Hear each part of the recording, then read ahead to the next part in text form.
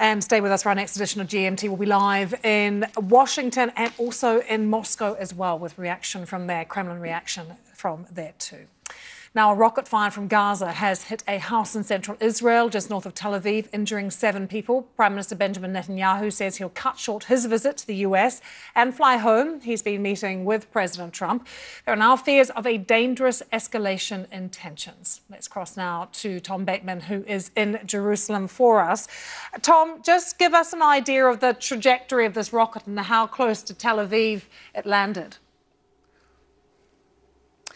Well, it's understood to have been fired from the south of the Gaza Strip, from Rafah, and this is a long-range rocket, 75 miles to that location, deep into Israel, north of Tel Aviv, where this house was hit and suffered very severe damage. And just to put that into perspective, there hasn't been rocket fire on this scale since the war between Hamas, which runs Gaza, and Israel back in 2014.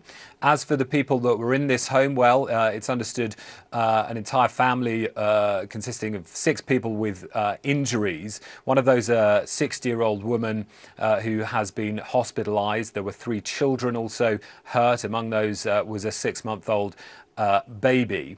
And as you mentioned, the Israeli Prime Minister Benjamin Netanyahu has said that there will be a forceful response, and he will cut short what was supposed to be a 2-day visit to Washington. He had 2 meetings scheduled with President Trump. He says that after that first meeting goes ahead this afternoon, he will then return to Israel to coordinate that response. Any comment from Hamas, Tom? Well, there's been no official comment from Hamas. However, one of the Gaza-based militant factions, Islamic Jihad, has said that it's warned Israel against what it calls aggression, and said that it will respond powerfully to any response by Israel.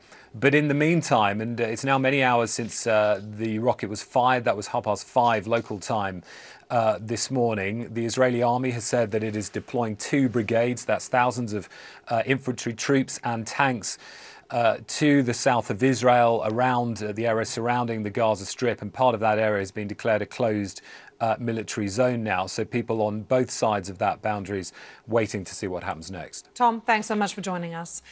Let's bring you up to date with some other news now and take